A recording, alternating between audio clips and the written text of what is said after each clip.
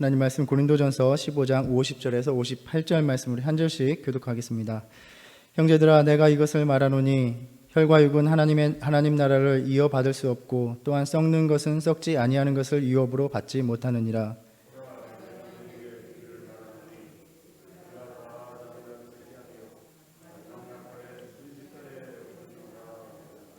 나팔 소리가 나매 죽은 자들이 썩지 아니할 것으로 다시 살아나고 우리도 변화되리라.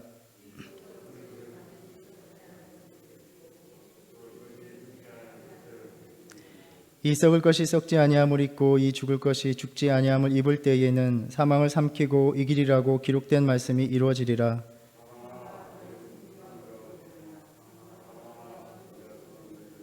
사망이 쏘는 것은 죄요, 죄의 권능은 율법이라.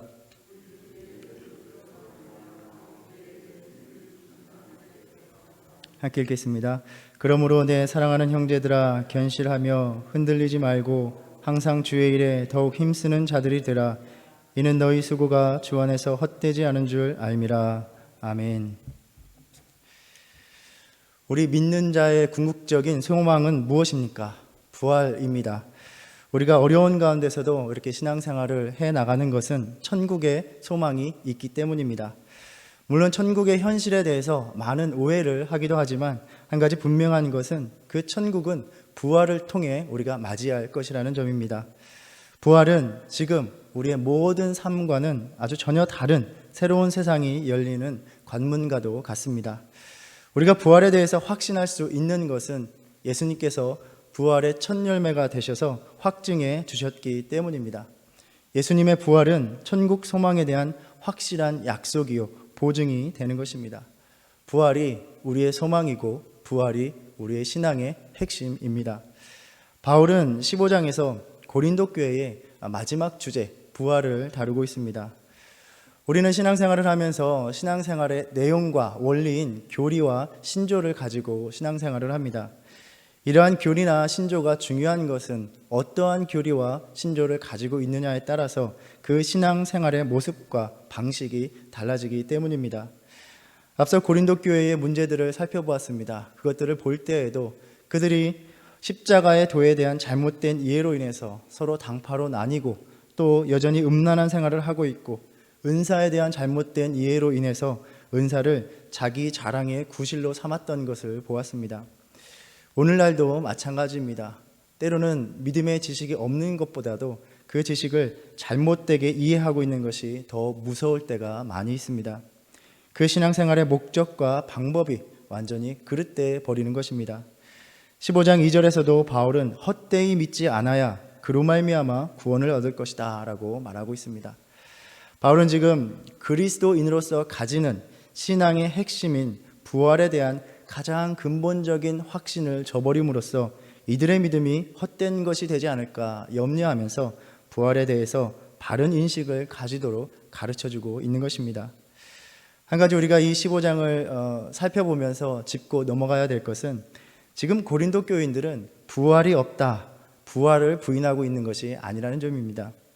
불과 얼마 되지 않는 사건, 그리스도가 십자가에 달리시고 죽으시고 부활하신 그 메시지를 듣고 자신들의 이기적인 삶에서 모든 것을 포기하고 모든 것을 버리고 결단한 사람들이 이 믿음을 갖자마자 부활이 없다라고 주장했을 리는 만무하고 또 상식적으로도 이해하기 어렵습니다. 이들은 여전히 부활이 일어날 것이라는 믿음을 가지고 있었습니다. 다만 문제가 되는 것은 무엇이었냐 하면 정확히 말하자면 이들의 부활의 신앙에 있어서 한 부분, 바로 이들이 부인했던 것은 몸의 부활이었습니다.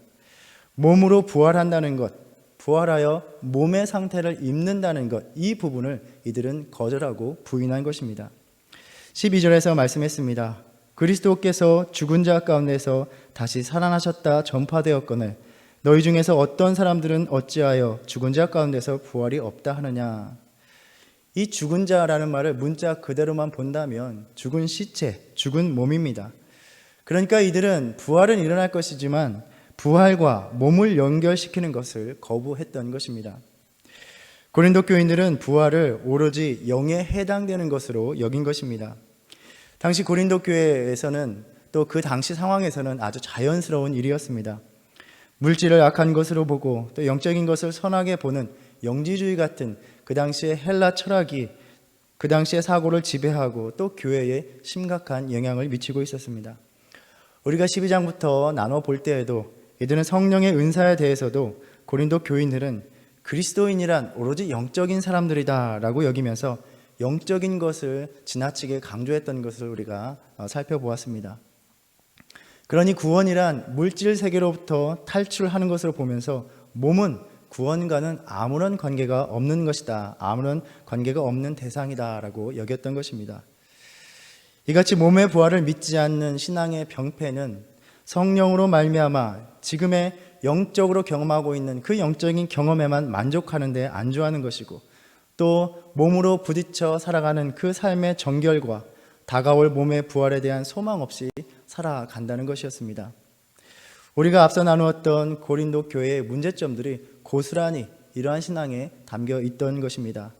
자신들이 육신을 가지고 행하는 일들은 영적인 구원에 아무런 영향을 미치지 못한다 여기면서 아무렇게나 몸을 사용하는 것입니다. 음란을 저지르면 삶을 살기도 하였던 것입니다. 사실 오늘날의 많은 기독교인들도 부활을 영적인 것으로만 생각하는 경향이 있습니다. 영은 영원한 것이고 육신적인 몸은 유한한 것이라는 이분법적 사고를 부활에 대한 개념에 연장시키는 것입니다. 그래서 마치 부활한다라는 것은 우리가 죽으면 영원히 육신을 떠나 천국으로 가는 것쯤으로 생각하는 것입니다. 그러나 주님이 부활하신 후에 제자들에게 나타나셔서 내 손과 발을 보고 나인 줄 알라. 또 나를 만져보라. 영은 살과 뼈가 없으되 너희 보는 바와 같이 나는 있느니라 라고 하셨습니다.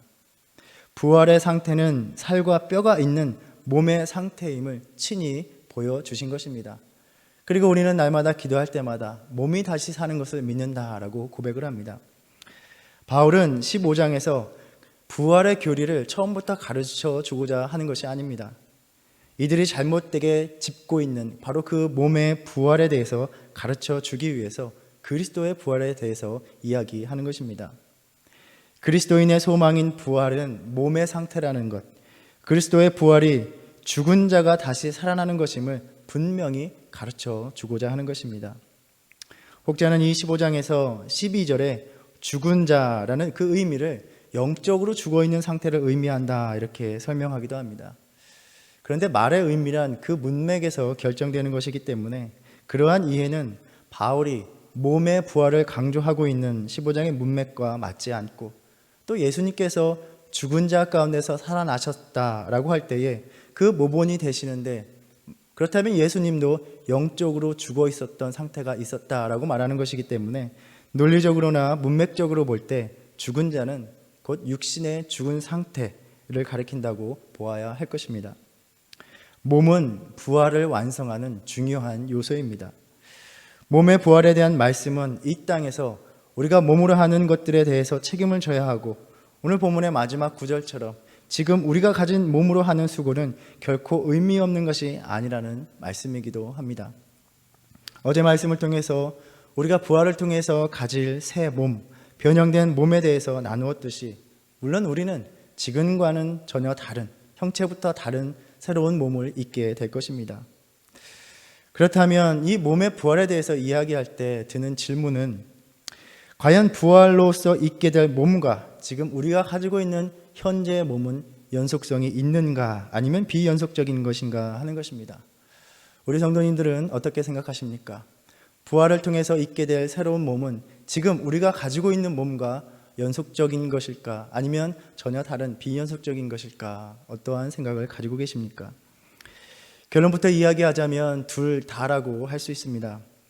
우리가 어제 살펴보았던 씨앗의 유추는 부활 상태의 몸이 근본적으로 변형을 겪는 것을 이야기하면서도 여전히 그 이전의 상태의 한계적인 몸과 유기적인 연속성을 갖는다는 그 두 가지를 단정적으로 포함시키는 그러한 비유입니다. 만일 전혀 다른 새로운 몸을 갖는다라고 했다면 그 비유에서 또 다른 씨앗을 뿌리는 것이다 라고 이야기해야 했을 것입니다. 우리는 부활을 이야기할 때에 주님께서 전혀 새로운 부활의 몸을 우리에게 입히실 것이다 라고 고백하고 믿으면서 또 강조하면서 지금의 몸과 부활의 몸의 비연속적인 측면을 강조하는 신앙을 주로 가지고 있습니다. 그래서 오늘 저는 그 비연속적인 측면보다는 연속적인 측면에서 의미를 살펴보는 것이 오늘날 또 지금의 신앙에 유익이 있다고 생각하면서 이전의 몸과 부활의 몸의 연속성을 짚어보고자 합니다. 먼저 부활의 몸은 또 다른 몸이 주어지는 것이 아니라 지금 현재의 몸이 새롭게 변형된다는 점에서 연속성이 있습니다. 빈 무덤의 보고는 이 같은 연속성을 보여주는 전형적인 예라고 볼 수 있습니다.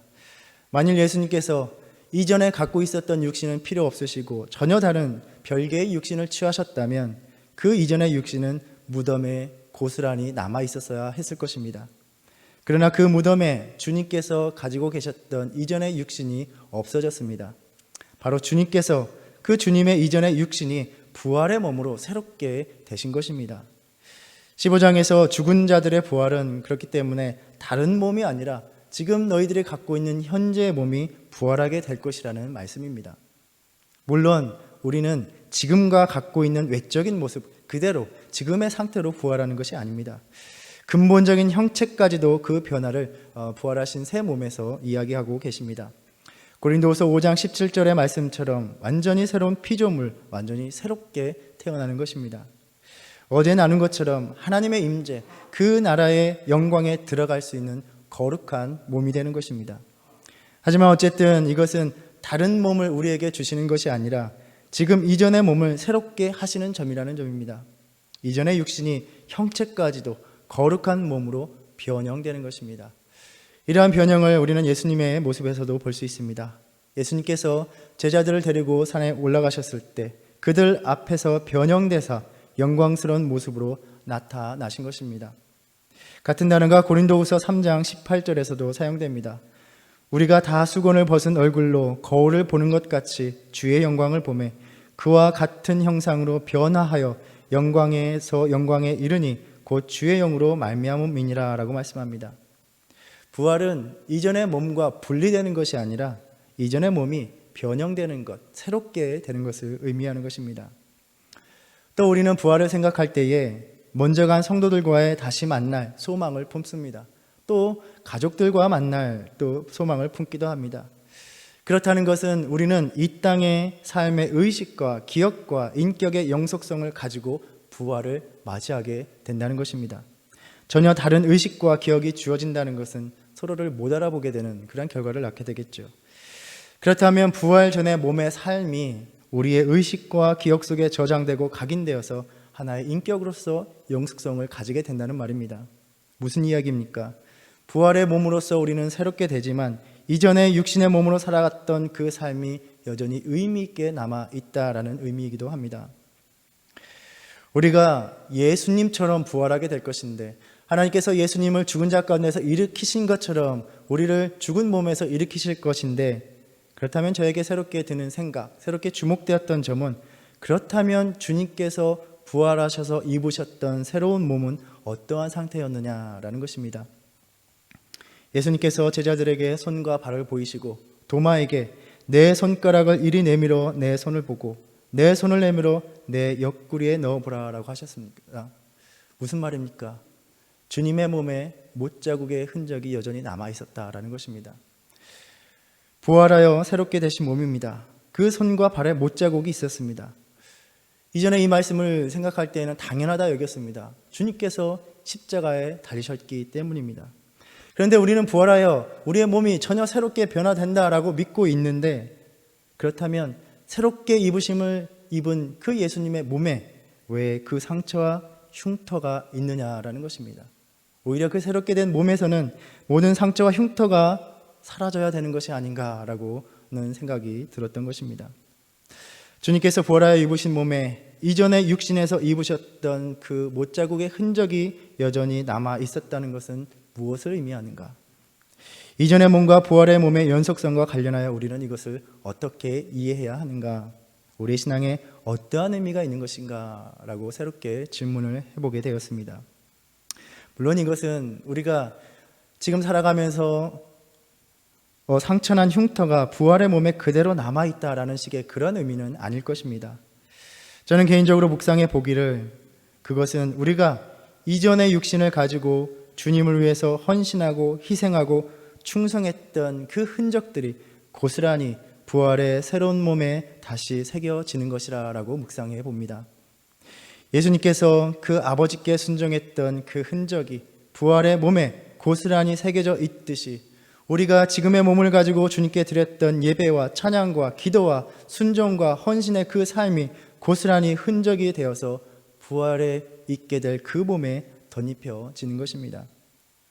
주님의 손과 발의 못자국, 그 영광스러운 순종의 흔적이 없어질 이유가 없었듯이 하나님을 예배하고 섬겼던 삶의 흔적들이 새롭게 되는 그 몸에서 제하여질 필요가 없는 것입니다. 늘 주님을 예배하고 찬양하고 기도하는 흔적이 새로운 몸에 자연스럽게 덧입혀지는 것이라 묵상해 봅니다.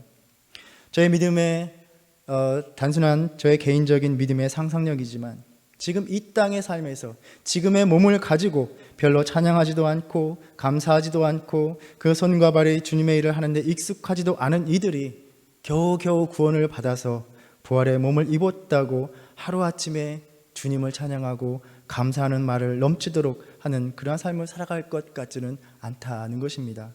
저의 상상력입니다. 마치 몸에 밴 습관과도 같습니다. 물론 부활의 몸을 입었을 때에 성령의 인도하심을 받아서 영적으로 충만한 삶이 될 것이지만 이미 이전에 성령에 충만했던 그 삶은 그 부활의 몸에서도 그것이 익숙할 것이라는 생각입니다. 그렇다면 이 같은 이전의 육신의 몸과 부활의 몸의 연속성은 오늘날 우리 신앙의 삶에 무슨 의미가 있는 것인가? 어떠한 가르침을 주는 것인가? 그 결론을 잠시 미루고 오늘 본문을 살펴봅니다. 이처럼 고린도 교인들이 부활에 대해서 부인하고자 했던 부분은 부활 자체가 아니라 몸이 죽음 후에 다시 생기를 얻는다라는 그러한 생각이었습니다. 이것은 육체를 초월하는 영성을 추구하고자 했던, 영을 추구하고자 했던, 또 당시 헬라 사상에 물들어 있던 자신들의 이상과는 전혀 맞지 않는 것이었습니다. 그래서 이들은 바울이 그렇게 이야기할 때 그렇다면 도대체 몸이 살아난다면 그럼 몸은 어떠한 형태로 부활하게 되는가를 물었던 것입니다. 그래서 바울은 부활의 몸은 단지 시체가 그대로 살아나는 것이 아니라 새롭고 영광스러운 상태로 변형되는 것을 의미한다라고 가르쳐 줍니다. 우리가 방금 나눈 내용입니다. 현재의 삶 속에서 가지고 있는 이 몸이 가지고 있는 부패와 제약된 속성과 그 연약함이 없는 영적인 몸을 입게 되는 것, 영적인 몸으로 새롭게 되는 것입니다. 그러나 그 변형이 어떻게 이루어지는가는 하나님의 뜻에 달려있고 그 신비에 달려있고 우리는 그것을 알기 위해서 부활까지 씨앗이 자라 추수 때를 기다리듯이 기다리고 인내해야 하는 것입니다. 이러한 변화가 빌립보서 3장 20절 말씀에도 담겨 있습니다. 그러나 우리의 시민권은 하늘에 있는지라 거기로부터 구원하는 자 곧 주 예수 그리스도를 기다리노니 그는 만물을 자기에게 복종하게 하실 수 있는 자의 역사로 우리의 낮은 몸을 자기 영광의 몸의 형체와 같이 변하게 하시리라 라는 것입니다. 어떠한 면에서 하나님께서 우리 인간에게 주셨던 하나님의 참된 형상을 회복하는 것이라는 생각도 듭니다. 그러면 이들의 또 다른 질문은 그렇다면 죽은 자들의 몸은 그렇게 변화된다면 예수님의 재림 때에 죽어 있지 않은 자들, 현재 살아있는 상태로 주님을 맞이하는 자들은 어떻게 되는가라는 것입니다. 바로 52절에서 이에 대한 답을 들려줍니다. 우리도 변화될 것이다 라는 말씀입니다. 하나님의 나팔이 울려질 때에 순식간에 이 썩을 것이 반드시 썩지 아니할 것을 입겠고 이 죽을 것이 죽지 아니함을 입으리라 라는 것입니다.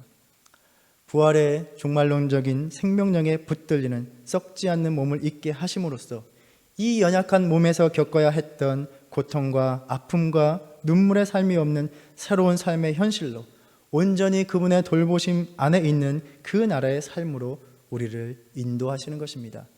이것이 우리의 소망입니다.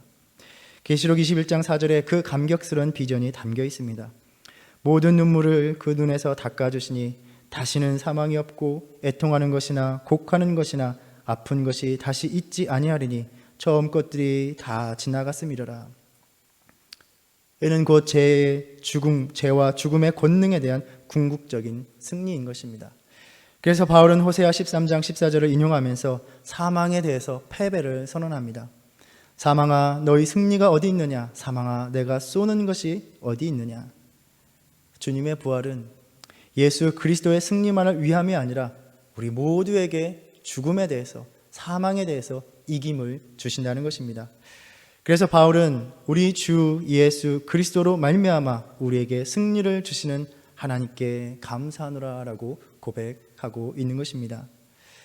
우리는 이 부활을 꿈꾸고 소망하며 오늘을 살아가고 있는 것입니다. 이것이 우리의 신앙의 이유입니다. 부활은 몸의 상태를 말하는 것입니다. 그리고 이 몸은 다른 몸이 아니라 지금 우리의 몸이 새롭게 됨을 의미하는 것이기 때문에 지금의 몸이 근본적으로 영광스럽게 변형되는 그 신비 안에서 여전히 현재의 몸과 유기적인 연속성을 갖는다는 점을 우리는 간과해서는 안 되는 것입니다. 그렇다면 이 연속성은 지금 우리의 신앙의 삶에 어떠한 의미를 던져주는가? 결론입니다. 지금 현재 우리의 몸으로 행하고 있는 일들, 살아가는 그 모습들이 부활에 대한 그 소망을 갖게 될 때에, 그 부활의 몸을 입게 될 때에 여전히 의미가 있고 중요하다는 것입니다. 지금의 현재의 몸으로 살아가는 삶이 예수님처럼 새로운 몸의 흔적이 될 수도 있는 일입니다. 예수님이 부활 후에 입으셨던, 새롭게 되셨던, 변형되셨던, 거룩하고 영광스럽게 변화된 그 몸에 여전히 이전의 육체에서 당하신 못자국, 그 겸손과 순종과 헌신이 흔적이 되어서 새겨져 있었습니다. 어쩌면 우리가 입고 있는 이 몸은 하나님께서 부활 후에 영원히 썩지 않고 있게 될 그 몸을 입는 연습을 하라고, 훈련을 하라고 주신 몸이 아닐까 생각합니다. 이처럼 몸의 부활에 대한 올바른 이해는 우리로 하여금 지금 가지고 있는 이 몸으로 어떻게 살아가야 하는지를 인도해 주시는 가르침입니다. 나의 발이 열심으로 주님 계신 곳으로 나아가고, 나의 손이 주님의 일을 섬기고, 목소리로 주님을 영화롭게 하는 말을 하고, 그렇게 우리는 이 몸으로, 지금의 몸으로 부활의 몸을 준비하고 예비하는 것입니다. 이러한 관점에서 왜 바울이 로마서 12장 1절에서 그러므로 형제들아 내가 하나님의 모든 자비하심으로 너희를 권하노니 너희 몸을 하나님이 기뻐하시는 거룩한 산 제물로 드리라, 이는 너희가 드릴 영적 예배니라 라고 권면을 했는지 새롭게 이해가 됩니다. 지금 너희의 몸을 거룩한 산 제사로 드리는 것이 중요하다는 것입니다. 부활에 새롭게 입을 그 몸을 예비하는 그 삶은 지금의 몸으로 거룩한 산 제물로 드리는 삶이기 때문입니다. 그리하여 바울은 오늘 말씀에서 아직 부활하지 않은, 부활하여 새롭게 되지 않은 그 몸으로, 현재의 몸으로 살아가는 수고가 헛되지 않다라고 말하며 권면하고 있는 것입니다. 그러므로 내 사랑하는 형제들아 견실하며 흔들리지 말고 항상 주의 일에 더욱 힘쓰는 자들이 되라. 이는 너희 수고가 주 안에서 헛되지 않은 줄 알미라. 우리가 이 말씀 묵상하면서 간절히 바라기는 우리도 예수님처럼 부활의 새로운 몸을 입었을 때에 그 몸에 하나님을 사랑하며 순종했던 십자가의 삶의 흔적을 가지고 부활의 그 영광된 자리에서 다시 만나는 신실한 삶을 살아가기를 간절히 바랍니다. 이를 위하여 오늘 또 우리의 몸을 거룩한 산 제물로 드리기를 힘쓰는 믿음의 삶, 승리하는 삶이 되시기를 주님의 이름으로 축원합니다. 기도하겠습니다. 주님, 우리를 새롭게 하실 부활의 몸을 기대합니다. 그 부활의 몸에 주님처럼 우리도 영광스러운 십자가의 흔적을 갖기를 소망합니다. 오늘도 지금 우리의 몸으로 살아가는 하루하루의 삶이 부활에 새롭게 하실 그 몸을 예비하고 준비하는 신실한 믿음의 삶이 되게 하여 주시옵소서. 예수님의 이름으로 기도드립니다. 아멘. 하늘에 계신 우리 아버지여, 이름이 거룩히 여김을 받으시오며 나라의 임하옵시며 뜻이 하늘에서 이룬 것 같이 땅에서도 이루어지이다. 오늘날 우리에게 일용할 양식을 주옵시고 우리가 우리에게 죄 지은 자를 사하여 준 것 같이 우리의 죄를 사하여 주옵시고 우리를 시험에 들게 하지 마옵시고 다만 악에서 구하옵소서. 나라와 권세와 영광이 아버지께 영원히 있사옵나이다. 아멘.